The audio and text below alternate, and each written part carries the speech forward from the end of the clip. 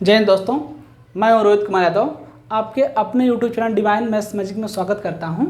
आज हम लोग सीखने वाले हैं क्वाड्रेटिक इक्वेशन, दैट मीन्स द्विघात समीकरण। द्विघात समीकरण का ये हमारा पहला लेक्चर होगा एंड अलजेब्रा का 11वां लेक्चर होगा। ठीक है, हम उम्मीद करते हैं कि आप सब लोग अच्छे होंगे और जो इसके कॉम्प्लेक्स नंबर के जो वीडियो अपलोड हुए होंगे, आई थिंक आप उसको देख करके काफ़ी इन्जॉय कर रहे हैं और अच्छे कमेंट आप लोगों के आ रहे हैं। ये हमको मोटिवेट कर रहे हैं चीज़ें। ठीक है, तो उसी के सीक्वेंस में आज हम बढ़ेंगे, सीखने वाले हैं क्या, अलजेब्रा का ही टॉपिक स्टार्ट किया गया है। अलजेब्रा की ही टॉपिक स्टार्ट हुआ है, उसमें से जो सब टॉपिक लिया गया है आपके लिए क्वाड्रेटिक इक्वेशन, दैट मीन्स द्विघात समीकरण। अब आपको पता होगा कि जो 10th स्टैंडर्ड में स्टूडेंट पढ़ने वाले हैं, 11th में पढ़ने वाले हैं और इसके आगे जितने भी हायर एजुकेशन लेने जब जाते हैं तो जो मैथ्स की ब्रांच होती है उसमें क्वाड्रेटिक इक्वेशन स्वाभाविक है, आता ही आता है। उसमें कुछ टिपिकल क्वेश्चन होते हैं, कुछ को जैसे हम 10th में अगर पढ़ रहे हैं तो 10th के स्टैंडर्ड में केवल फैक्टर वाले कुछ क्वेश्चन होते हैं। ठीक है, कंपटीशन तैयारी कर रहे हैं उसमें होता है ट्रिकी मेथड, शॉर्टकट मेथड से सॉल्व करके हम चीज़ों को किस तरीके से सॉल्व कर सकते हैं।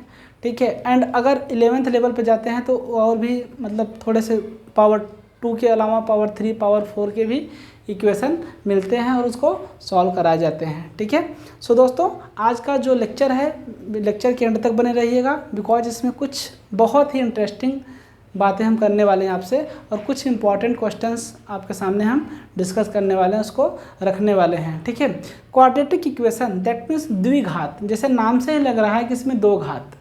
किसके ऊपर दो घात? दैट मीन्स अगर कोई भी पॉलिनोमियल है, अगर उसके इक्वल टू 0 है और उस पॉलिनोमियल का जो वेरिएबल है उसके ऊपर पावर अगर 2 है, दैट मीन्स उसे हम लोग क्या बोलेंगे? द्विघात समीकरण बोलेंगे। मतलब highest power of variable in any equations, okay, is known as the quadratic equation. ठीक है, डेफिनेशन हम लिख के आपको दे देंगे। मतलब वेरिएबल के ऊपर पावर अगर 2 है और वो इक्वल टू 0 है, ठीक है, तो क्या हो जाएगा? इक्वेशन हो जाएगा वो। जब कोई भी पॉलिनोमियल से ही बने थे, पॉलिनोमियल आपको पता होगा कि जैसे आप x² + 5x + 6 को सॉल्व करते थे तो वहाँ से फैक्टर करके निकालते थे, दैट मीन्स गुणनखंड करके वैल्यू को निकालते थे। चीज़ों को समझते थे कि फर्स्ट टर्म है लास्ट टर्म का मल्टीप्लिकेशन मिडल टर्म के सब्ट्रैक्शन और एडिशन के इक्वल होना चाहिए। ये सब बातें आप कर चुके हो। ठीक है, सो स्टार्ट करते हैं। डेफिनेशन इसका देखते हैं हम। क्वाड्रेटिक इक्वेशन दैट मीन्स द्विघात समीकरण।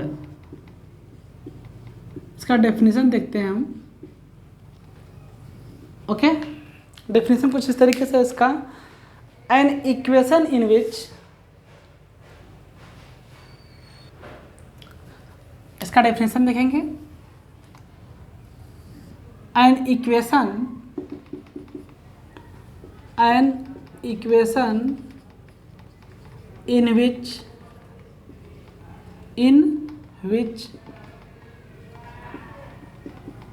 in which variable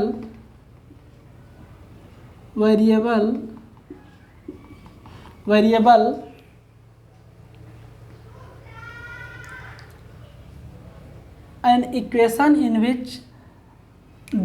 in which the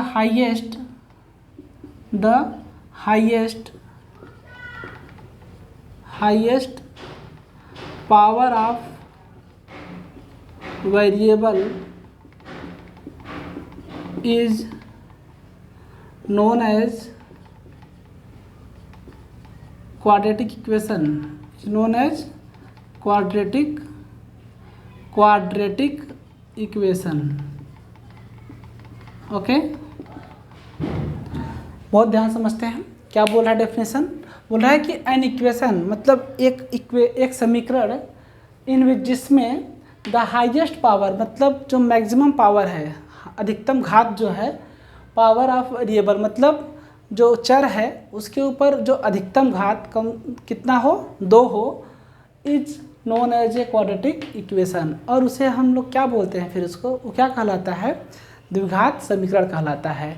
मतलब किसी भी समीकरण में अगर चर के ऊपर घात कितना हो, 2 हो, उसका हाईएस्ट घात जो हाईएस्ट पावर दैट मीन्स अधिकतम घात जो है वो कितना हो, 2 हो, तो उसे हम लोग क्या बोलते हैं, द्विघात समीकरण बोलते हैं। अब इसके फॉर्म के बारे में देख लेते हैं। इसका फॉर्म क्या होता है, standard equation, standard or general equation of quadratic equation, okay. क्या है फॉर्म इसका, ax² + bx + c = 0। ये बहुत इंपॉर्टेंट है, इसे हम हमेशा याद रखेंगे। ax² + bx + c = 0 हमेशा क्वाड्रेटिक इक्वेशन इसी के फॉर्म में होना चाहिए, ठीक है। मतलब जो x, अब यहाँ पे कंडीशन क्या है, बाउंडेड क्या किया गया अपने को, बाउंडेड यहाँ पे किया गया है here a does not equal to 0। a does not equal to 0 का मतलब ये हुआ कि यहाँ पे a की वैल्यू जो है हमेशा ऑलवेज कभी भी 0 के बराबर नहीं होना चाहिए।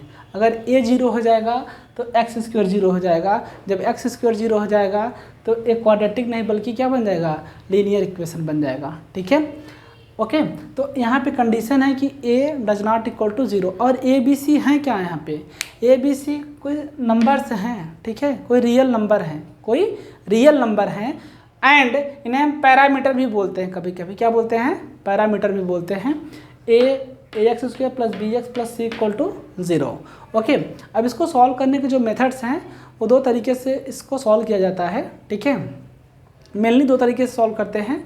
फर्स्ट वन, हम इसका फैक्टराइजेशन दैट मीन्स गुणनखंड विधि से, फैक्टराइजेशन मेथड से, एंड दूसरा जो मेथड होता है वो सिद्धराचार्य के फार्मूला। सिद्धराचार्य का फार्मूला शायद सबको नहीं मालूम होगा दोस्तों। सिद्धराचार्य का फार्मूला वही है x = जो हम लिखते हैं -b + -√b² - 4ac/2a। वही जो फार्मूला है उसी को सिद्धराचार्य ने ही, हमारे यहाँ के जो मैथमेटिशियन थे, इंडिया के जो मैथमेटिशियन थे, उन्होंने बताया था कि जो x जो a, इसको सॉल्व करने का जब हमारे फैक्टर्स, ओके, जब फैक्टर मेथड से नहीं हो पाता है कोई भी क्वाड्रेटिक इक्वेशन सॉल्व नहीं हो पाता है, या हो पा रहा है या नहीं हो पा रहा है, उससे डिपेंडेंट नहीं है। अगर आप उस पर कुछ लगा दिए, उसको सिद्धराचार्य लगा दिए, तो आपको कुछ ना कुछ आंसर जरूर देगा, चाहे वो कॉम्प्लेक्स में दे चाहे रियल में दे, आपको ज़रूर कुछ ना कुछ रूट्स वो दे करके जाएगा, ठीक है।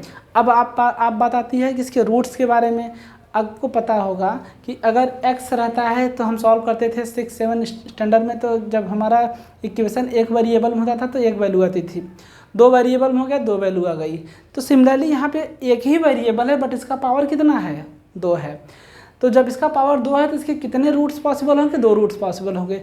जो क्वाड्रेटिक इक्वेशन हो या इससे बड़े बड़े जो इक्वेशन आएंगे ax³ अगर = 0 है वो, तो उसको जितने वेरिएबल के ऊपर मैक्सिमम घात होती है, मैक्सिमम पावर जो होता है, दैट मीन्स हाईएस्ट पावर जो होती है, उसके इक्वल उसके रूट्स होते हैं। अगर 3 मैक्सिमम पावर है तो उसके 3 रूट पॉसिबल होंगे।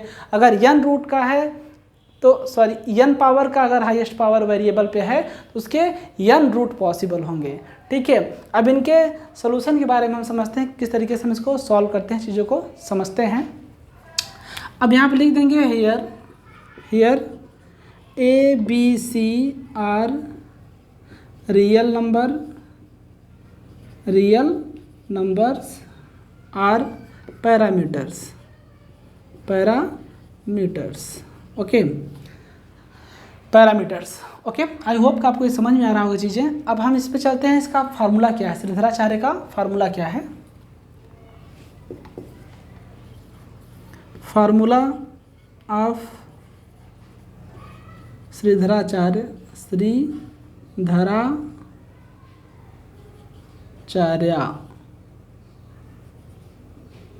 ठीक है, सिद्धराचार्य।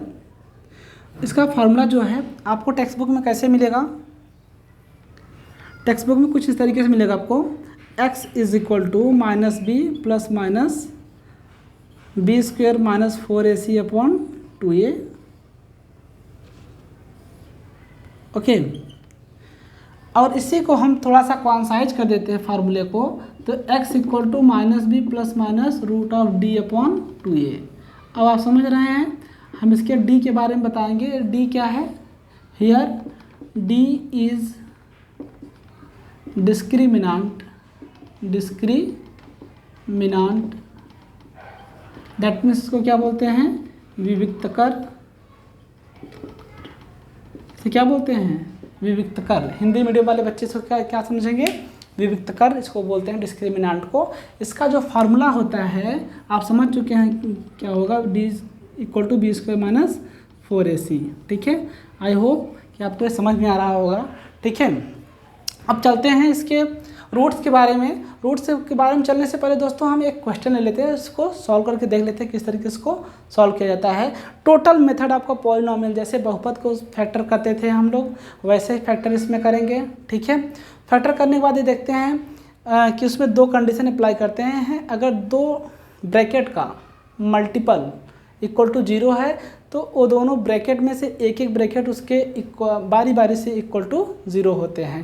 2 ब्रैकेट, 3 ब्रैकेट, 6 ब्रैकेट, 10 ब्रैकेट, जितने ब्रैकेट हैं मल्टीप्लाई के फॉर्म में है, इक्वल टू 0 है, तो वो बारी बारी से सबके क्या होंगे? इक्वल टू 0 लिया जाएगा। ठीक है, उसका शून्य निकालना पड़ेगा, उसको 0 फाइंड आउट करना पड़ेगा।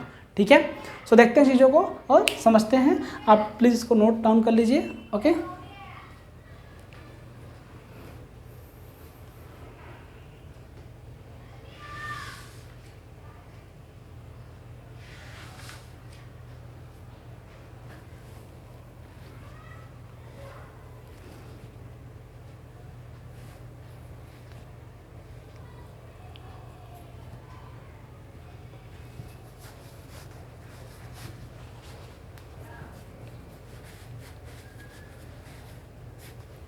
ओके, आई होप दोस्तों आप इसको नोट कर लिए होंगे और या तो आप इसका स्क्रीनशॉट ले चुके होंगे। देखिए, अब जो क्वाड्रेटिक इक्वेशन है ना, इसमें 2 रूट्स होते हैं। रूट्स फाइंड आउट करने के लिए बोलेगा या सॉल्व द फॉलोइंग बोलेगा, तो मतलब हम समझ जाएंगे इसमें x की वैल्यू फाइंड आउट करने के लिए अपने को बोला जा रहा है। ठीक है, अब समझते हैं चीज़ों को और एक एग्जाम्पल लेते हैं आपके सामने। ओके, अभी इसके रूट्स के नेचर के बारे में हम स्टडी करेंगे। इसमें रूट्स ऑफ नेचर, कैसे nature of roots find out करते हैं, sum of the roots and product of the roots. Okay, ये सब पे हम बात करेंगे। ओके, समझते चीज़ों को। पहले एक आपको एग्जांपल दिखा देते हैं किस तरीके से इसको सॉल्व किया जाता है दोस्तों। ठीक है, सो देखते हैं। Find the roots of the equation, the quadratic equation, quadratic equation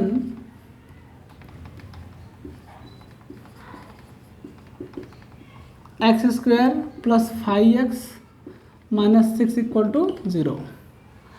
roots का मतलब होता है मूल। ठीक है, अब यहाँ पर हम समझते हैं कि इस इक्वेशन को क्या करना है? सॉल्व करना है। ठीक है, अब पहले हम समझते हैं अगर हमको पॉलिनोमियल अच्छे तरीके से समझ में आया हो तो हम इस पर हम अच्छे तरीके से काम कर सकते हैं। पॉलिनोमियल का मतलब क्या होता था कि बहुपद, जो बहुपद का फैक्टर करना होता था, सेम प्रोसेस इसमें भी करना है आपको। ठीक है, सो समझते हैं और इसका सोल्यूशन निकालने की कोशिश करते हैं। देखिए, बहुत ही सिंपल है, एकदम सिंपल है। समझिए चीज़ों को, बस थोड़ा सा समझना पड़ेगा। देखिए, एक्स स्क्वायर है प्लस 5x है ना, यहाँ लिखेंगे गिवन क्वाड्रेटिक इक्वेशन को EQ द पावर n लिख सकते हैं हम लोग। ठीक है, शॉर्ट फॉर्म में EQ द पावर n लिख सकते हैं। ठीक है, अब समझते हैं क्या गिवन है। मतलब इसका मतलब होगा दिया गया द्विघात समीकरण। ठीक है, x square plus 5x minus 6 equal to 0।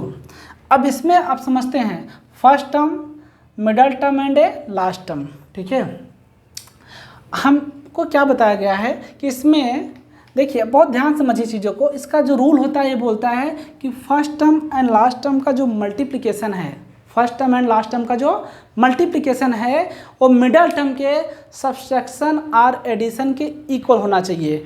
अब यहाँ पे कंफ्यूजन पैदा हो जा रहा है, कंट्राडिक्शन हो रहा है कि कहाँ पे एडिशन करना है और कहाँ पे सब्सट्रैक्शन करना है। तो मैं आपका डाउट क्लियर कर देता हूँ कि जो लास्ट टर्म के सामने वाला साइन है ना, अगर वहाँ पे प्लस है तो ऐड करके लाना है, अगर माइनस है तो सब्सट्रैक्ट करके लाना है। ठीक है, आप समझ गए होंगे कि ये लास्ट टर्म वाला साइन दिख रहा है आपको। ठीक है, बहुत बढ़िया दोस्तों। अगर ये लास्ट टर्म का साइन हमारा नेगेटिव में है, दैट मीन्स माइनस में है, ऋणात्मक है, तो हमें क्या करना पड़ेगा कि जो मिडल टर्म लाना होगा उसमें कौन सा ऑपरेशन यूज़ करना पड़ेगा, सब्सट्रैक्शन यूज़ करना पड़ेगा। ठीक है, कौन सा यूज़ करना पड़ेगा, सब्सट्रैक्शन, दैट मीन्स घटाना वाला मेथड यूज़ करना पड़ेगा। ठीक है, अगर यहाँ पे, ठीक है, सॉरी यहाँ पे क्वेश्चन थोड़ा सा रॉन्ग हुआ है, हम यहाँ पे 5 को हटा देते हैं। ओके, अदरवाइज सोल्यूशन नहीं हो पाएगा इसका और चला जाएगा ये कॉम्प्लेक्स नंबर में। ठीक है, so x² plus x minus 6 equal to 0। Okay, so देखते हैं इसको, आप समझिए। अब यहाँ पे फर्स्ट टर्म क्या है, x² है, लास्ट टर्म क्या है, 6 है, इसका मल्टीप्लिकेशन क्या हो जाएगा, 6x² हो जाएगा। ठीक है, अब इस x² को थोड़े टाइम तक हम रुका देते हैं। ठीक है, इसको यहाँ रुका देते हैं, तो a6 बचेगा। 6 का हम लोग क्या कर लेंगे, फैक्टर कर लेंगे। ठीक है, 2 3 3 1, ठीक है, यही मिलेगा 2 3। समझ में आ रहा है? अब समझते चीज़ों को। अब इसका 2 पार्ट में पेयर ऐसा बनाएंगे कि मल्टीप्लाई करने पे क्या मिले, 6 मिले, और माइनस करने पे क्या मिले, कुछ नहीं, कोफिशिएंट तो क्या है यहाँ पे 1 है। कितना है, 1। तो आप देख रहे हैं 3 × 2 6 एंड 3 - 2 इक्वल टू 1। ठीक है, तो यही आप यहाँ पे अप्लाई करके सॉल्व कर सकते हैं। समझते हैं, x² plus 3 - 2 into x minus 6 equal to 0। Minus था, लास्ट टाइम सामने कौन सा साइन था, माइनस था, इसलिए माइनस करने पे आना चाहिए। ठीक है, आप समझ गए होंगे। एक का एग्जाम्पल और ले लेंगे आपको समझाने के लिए, फिर आगे बढ़ेंगे। ठीक है दोस्तों, देखिए x² plus 3x minus 2x minus 6 equal to 0। Okay, समझते हैं इसको। अब दो का पेयर बना लेंगे, दो का क्या बनाएंगे, पेयर बनाएंगे। अब देखते हैं इसमें क्या कॉमन है, x², इसमें x² है, इसमें x² है क्या, नहीं, यहाँ पर भी x है और यहाँ पर भी क्या है, x है। ज़्यादा है तो कम दे सकता है, और कम है ज़्यादा कहाँ दे पाएगा। ठीक है, समझते हैं इसको। सो यहाँ पे देखो x कॉमन ले लेंगे, तो जब कॉमन का मतलब क्या होता है, सिंपल डिवीज़न। क्या होता है, डिवीज़न। समझते हैं, अगर x² प्लस 3x है, इसमें से अगर हम x कॉमन ले रहे हैं तो x का क्या होता है, डिवाइड होता है। क्या होता है, डिवाइड। जब आप x बाहर लीजिएगा ना, तो इसका मतलब मल्टीप्लाई और डिवाइड दोनों होता है। दैट मीन्स आप डिवाइड होके बाहर निकलता है। जो टर्म कॉमन निकलता है वो उस सारे टर्म में क्या होता है, उसका डिवाइड होके तब बाहर आता है। ठीक है, तो इसको मारेगा, इसको मारेगा, x प्लस 3। अब चाहिए तो मल्टीप्लाई करके फिर से वही ला सकते हो। देखिए x × x² और x × 3, दैट मीन्स 3x। दोस्तों समझ में आ रहा होगा आपको। तो ब्रैकेट के अंदर क्या बचेगा, x प्लस 3। ओके, अब यहाँ से देखते हैं क्या कॉमन है, माइनस साइन है, माइनस साइन लगा दिया गया। अब यहाँ पे 2 है, इसमें भी 2 है, क्यों, क्योंकि 2 का डिवाइड 2 में भी जाएगा, 2 का डिवाइड 6 में भी जाएगा। ठीक है, 2 का डिवाइड 2 में भी जाएगा और 2 का डिवाइड 6 में भी जाएगा। यहाँ पे x है, यहाँ x है क्या, नहीं है, सो कॉमन नहीं लीजिएगा। ठीक है, सो -2 माइनस माइनस क्या हो जाएगा, ये प्लस 2 को डिवाइड कर देगा, क्या बचेगा, x बचेगा। a माइनस और a माइनस क्या हो जाएगा, प्लस 6 का डिवाइड 2 के साथ हो जाएगा, क्या बचेगा, 3। मतलब हमारा फैक्टर तब सही माना जाएगा जब दोनों ये ब्रैकेट क्या आ जाएँ, इक्वल आ जाएँ विथ साइन। x प्लस 3 आ रहा है तो x प्लस 3 यहाँ पर भी आना चाहिए। ठीक है, तभी सही होता है। अदरवाइज अगर यहाँ पे कुछ मिस्टेक हो गया तो समझ लीजिए कि हम कहीं पे रॉन्ग कर रहे हैं चीज़ों को। ठीक है, अब इसको देख लेते हैं, x plus 3 x minus 2 equal to 0। ये दोनों क्या हो गए, कॉमन ले लिए गए, तो क्या बचा, x प्लस 3 कॉमन हो गया, तो क्या बचा, x माइनस 2। अभी भी डिवाइड हुआ, इसका डिवाइड इसमें करिएगा तो कैंसिल आउट करेगा, तो क्या बचेगा, x बचेगा। इसका डिवाइड जब x प्लस 3 से करिएगा तो x प्लस 3 को मार देगा, तो यहाँ क्या बचेगा, -2 बचेगा, तो x माइनस 2। अब यहाँ पे कंडीशन लगाते हैं, if x plus 3 equal to 0, this implies that x equal to -3। Okay, if x minus 2 equal to 0, then x equal to 2। Okay, solution set equal to curly bracket में लिखते हैं हमेशा इसको 2, -3। This is the final answer. Okay, I hope कि आपको समझ में आया होगा। आप इसको नोट डाउन कर सकते हैं और चीज़ों को समझ सकते हैं।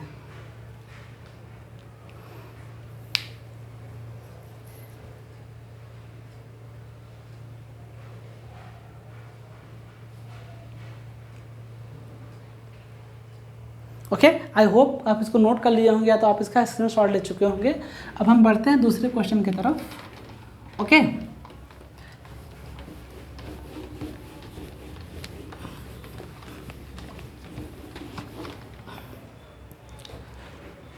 Example number 2। Okay, find the roots of the quadratic equation, the quadratic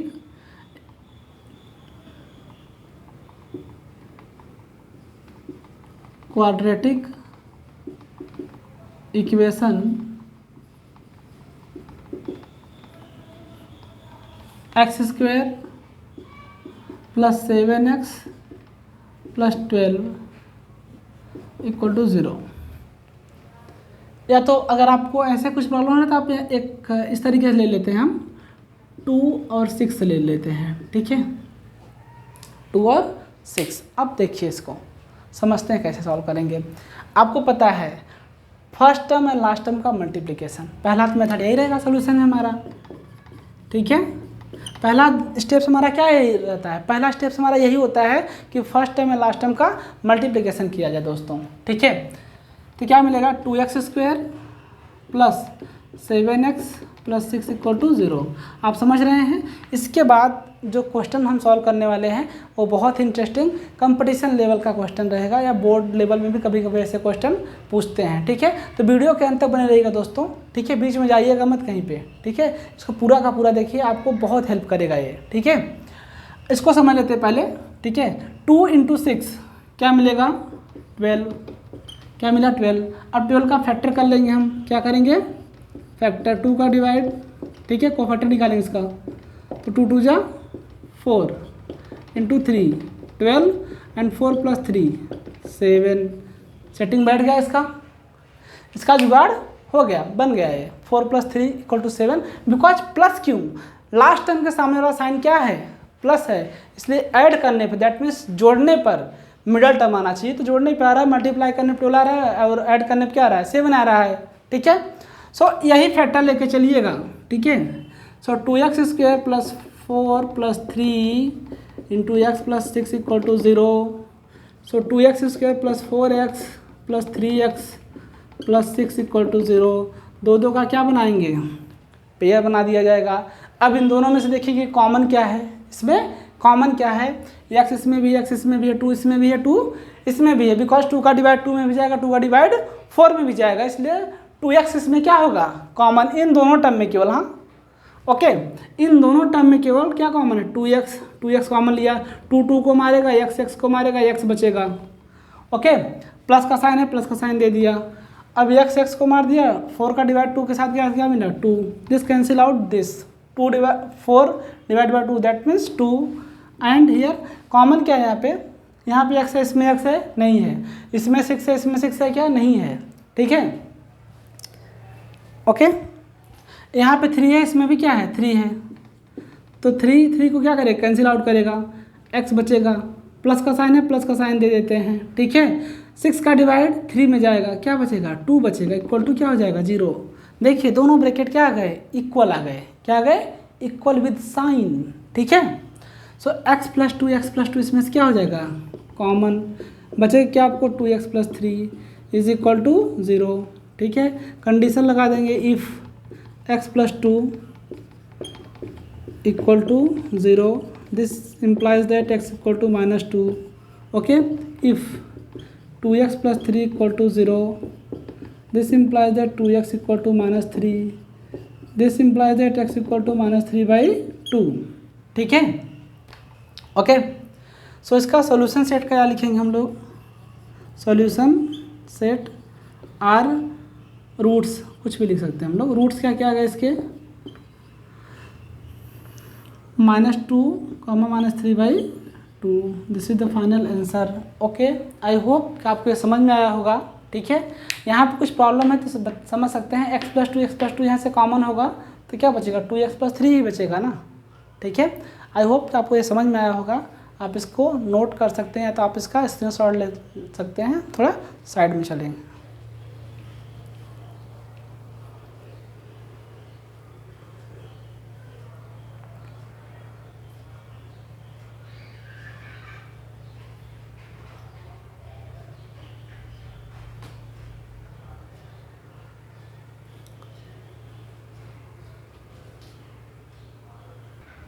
okay, I hope आप इसको नोट कर लिए होंगे या तो आप इसका स्क्रीनशॉट ले चुके होंगे। अब बढ़ते हैं कुछ इंपॉर्टेंट क्वेश्चन की तरफ। ठीक है, ये भी क्वेश्चन बहुत इंपॉर्टेंट थे, बोर्ड लेवल के बच्चों के लिए बहुत इंपॉर्टेंट हैं। ठीक है, एंड जो प्रिपरेशन कर रहे हैं दोस्त या स्टूडेंट जो भी आए, ठीक है, सबके लिए बहुत ही इंपॉर्टेंट ये क्वेश्चन है। आप इसको अच्छे तरीके से समझ लीजिए, इसको कैसे सॉल्व करते हैं। ठीक है, अब एक क्वेश्चन जो आपके सामने हम ला रहे हैं उसको ज़रा देखिएगा। उसको हम इस मेथड से इजी वे से, उसमें थोड़ा सा हमें रिड्यूस करना पड़ेगा। उसमें इजी रहेगा बट थोड़ा सा उसको क्या करना पड़ेगा, रिड्यूस करना पड़ेगा आपको, और उसको समझना पड़ेगा। ठीक है, कि हम कौन सी वैल्यू से सब्स्टिट्यूट करें या रिड्यूस करें जिससे पूरा का पूरा जो इक्वेशन गिवन है वो दूसरी मतलब किसी और वेरिएबल में वो चेंज हो जाए। ठीक है, तो क्वेश्चन ले लेते हैं दोस्तों हम। क्वेश्चन कुछ इस तरीके से है, लिखा है सॉल्व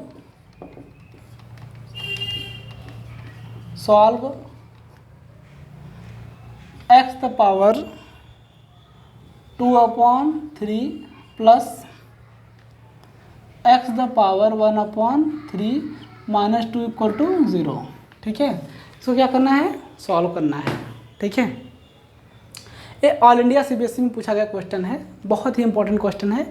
इसको समझते हैं हम। इस टाइप के जब क्वेश्चन आ जाते हैं कि जो सीधे सीधे तरीके से बात नहीं कर रहे हैं, ठीक है, कुछ अलग वे में बात कर रहे हैं कि हमें कुछ रिड्यूस करके, मतलब किसी अनदर वेरिएबल में आप रिड्यूस करके सॉल्व कर लीजिए, फिर से हम जो आंसर लाया जाएगा वो x का ही आंसर लाया जाएगा। ठीक है, ओके, सो देखते हैं इसको कैसे सॉल्व करेंगे। इस टाइप के क्वेश्चन जब भी आप सामने पढ़े तो आप ऐसा अपने माइंड में सेट कर लीजिएगा कि कौन सा ऐसा जो नीचे है, देखिए x⁻2/3 है, तो इसको पहले लिख लेते हैं। Given that x⁻2/3 plus x⁻1/3 -2 = 0। अब हम देख रहे हैं कि ये 2/3 जो है, इसको 2 × 1/3 हम लिख ही सकते हैं, 2 × 1/3। ओके, तो जब इसको लिख सकते हैं तो ये पावर क्या बचेगा, इसका 2 बचेगा। 2 बचेगा तो मतलब क्या हो जाएगा, जब 2 बचेगा तो ये क्या बन जाएगा, क्वाड्रेटिक बन जाएगा। दैट मीन्स इसका वेरिएबल के ऊपर पावर कितना हो जाएगा, वेरिएबल दैट मीन्स जो चर है उसके ऊपर पावर कितना हो जाएगा, 2 हो जाएगा। ठीक है, तो यहाँ हम ले रहे हैं पुटिंग x⁻1/3 = p ले लिया। क्या ले लिया हमने, p y कुछ भी ले लें, x नहीं ले सकते, बाकी जो आपको ए से लेकर जेड तक जो पसंद आए वो ले सकते हैं। ठीक है, अपने मन से p n कुछ भी ले सकते हैं, आपकी मर्जी। ठीक है दोस्तों, समझते हैं इसको।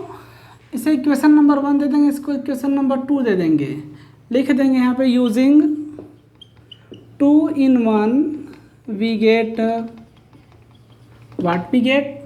ओके, देखते हैं, समझ लेते हैं। x द पावर क्या है, 2 × 1/3 हम लिख सकते हैं इसको,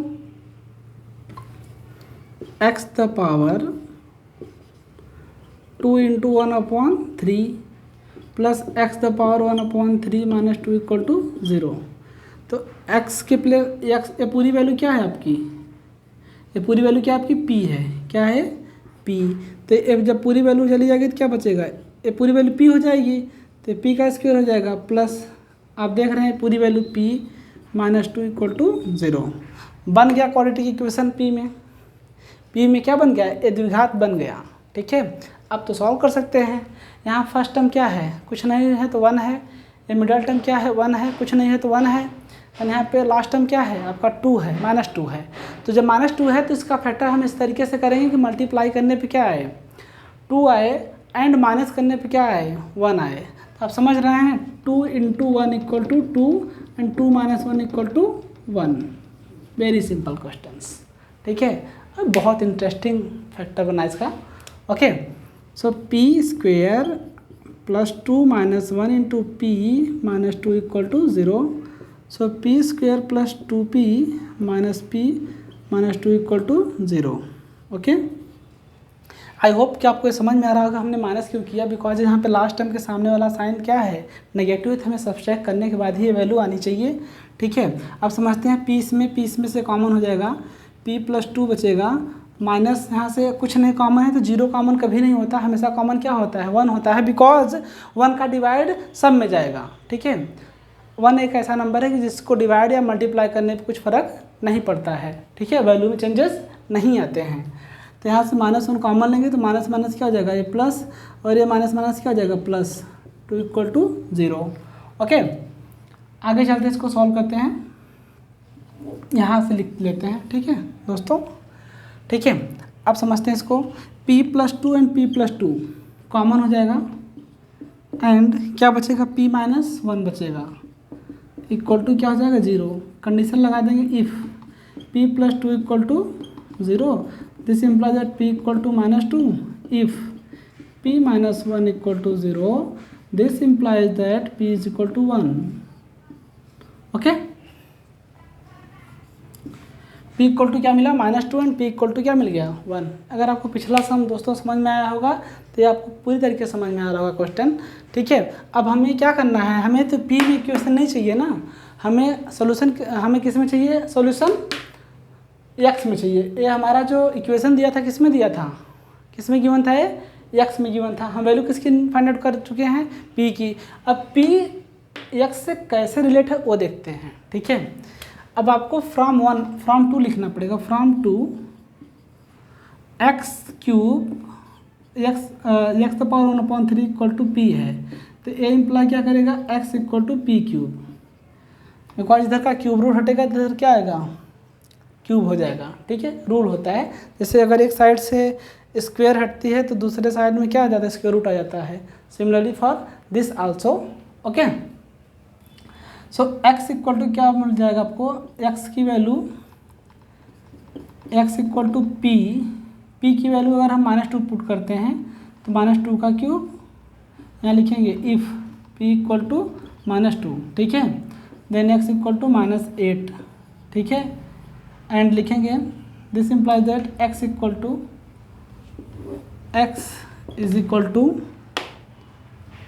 p³, okay.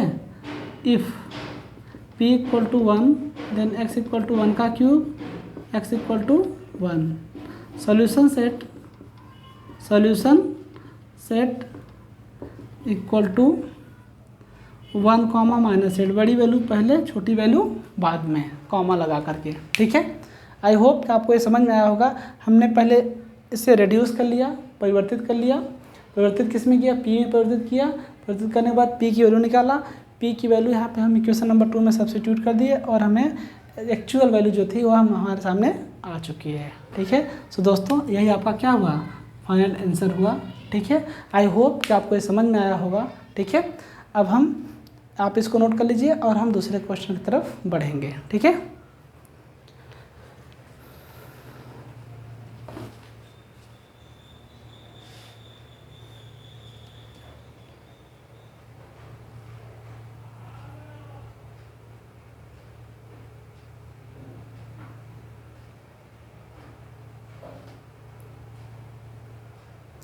Okay, I hope आप इसको नोट कर लिए होंगे, चीज़ों को समझ चुके होंगे। इसे बोलते हैं रेड्यूसिबल मेथड। कौन सा मेथड, रेड्यूसिबल मेथड, है ना, ठीक है। अब जो आपके सामने मेन फार्मूलेज के होते हैं उसको हम डिस्कस कर लेते हैं, फटाफट नोट कर लीजिए, और नेक्स्ट लेक्चर में हम इससे रिलेटेड जो इम्पोर्टेंट क्वेश्चंस होंगे उसको हम कराएंगे और बहुत ही बेहतरीन क्वेश्चन आपके सामने इसमें सॉल्व कराए जाएंगे, ठीक है। ओके, तो हम इसके कुछ फार्मूले हैं उसको लिख लेते हैं। ओके, श्रीधराचार्य का फार्मूला आपको पता चल गया, विविक्तकर का फार्मूला पता चल गया आपको।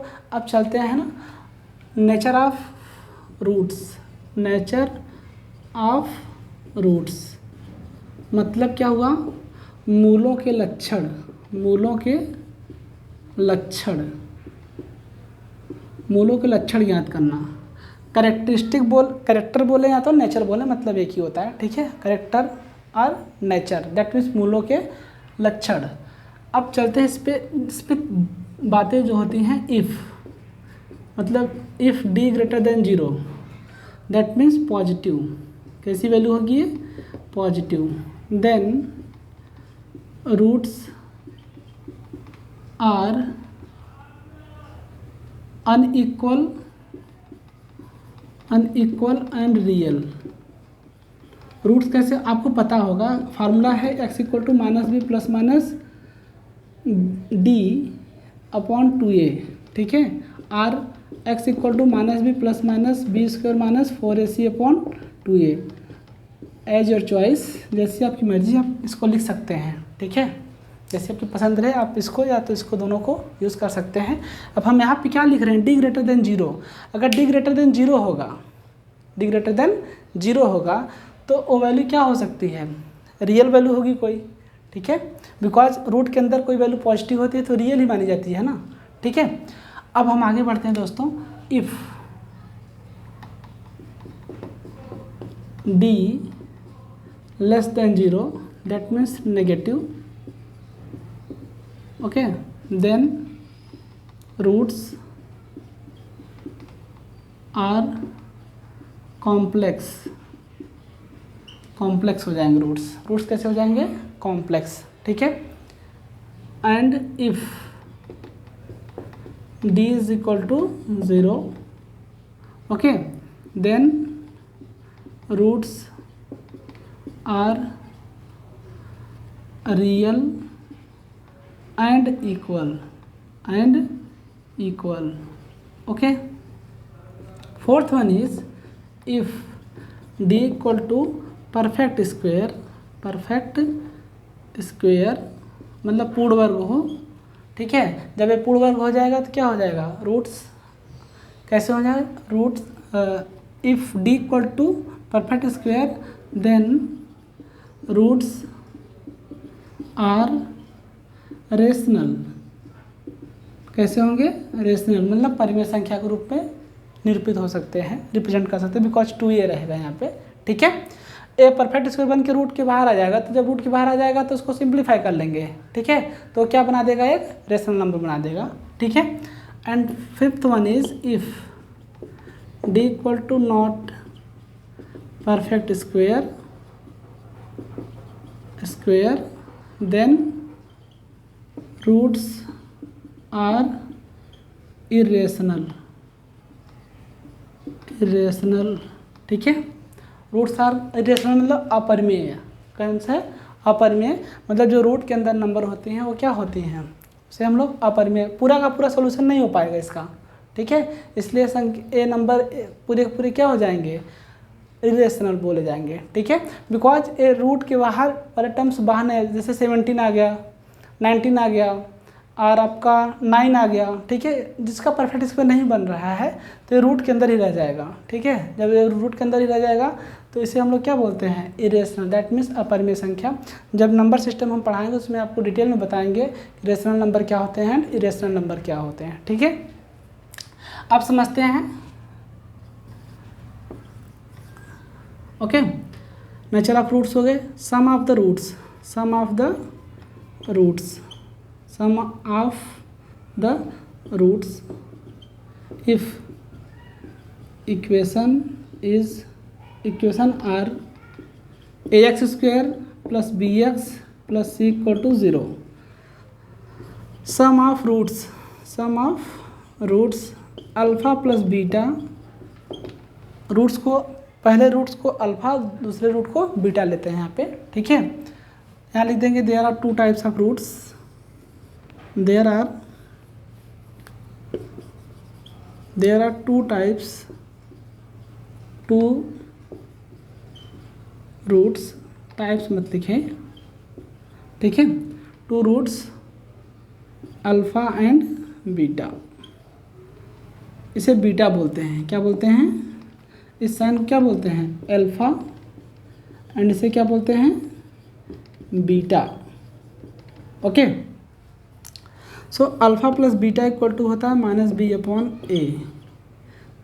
आर हम इसको ऐसे भी लिख सकते हैं, minus of coefficient of x upon coefficient of x का स्क्वायर। ओके, ऐसे भी लिख सकते हैं या तो ऐसे लिख सकते हैं, ठीक है, दोनों मेथड हैं, आपकी मर्जी जैसे लिखना चाहे आप लिख सकते हैं। प्रोडक्ट ऑफ रूट्स, इसे क्या बोलते हैं, sum of roots, sum of roots, ठीक है, और इसे क्या बोलते हैं, product of roots, product of roots. Alpha into beta is equal to C upon A, that means constant term, constant upon coefficient of x square. मतलब क्या हुआ इसका हिंदी में, एक्स का गुणांक बटे एक्स स्क्वायर का गुणांक, ठीक है, पहले वाला मतलब minus B upon A, and product गुणनफल, मूलों के गुणनफल, ठीक है, मूलों के गुणनफल equal to C upon A, that means अचर अपॉन गुणांक ऑफ एक्स स्क्वायर, मतलब एक्स स्क्वायर का गुणांक, ठीक है। आई होप आप इसको समझ गए होंगे, आप इसको नोट डाउन कर सकते हैं, ठीक है।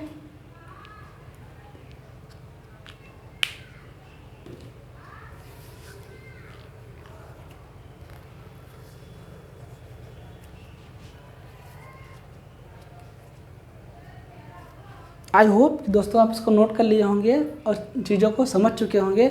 नेक्स्ट वीडियो में जब हम मिलेंगे तो इसमें और भी कुछ बेसिक्स नॉलेज बहुत सारे बचे हुए हैं, उस पर डिस्कस करेंगे और इंटरेस्टिंग क्वेश्चन को लेकर के आपके सामने सारे सोल्यूशन को रिप्रेजेंट कर दिया जाएगा। इसका मतलब फुल लेक्चर बनाया जाएगा इस वीडियो में। नेक्स्ट वीडियो में अब जो आएगा उसमें फुल लेक्चर बनाने की पूरी कोशिश किया जाएगा कि आपको मतलब एकदम सिंपल तरीके, सहज तरीके से कैसे समझाया जाए। ये तो केवल फार्मूले लिख दिए गए हैं, इस पर बेस्ड ऑन क्वेश्चंस और किस तरीके से क्वेश्चन आएंगे उस पर हम डिस्कस करेंगे नेक्स्ट वीडियो में। तब तक के लिए बाय।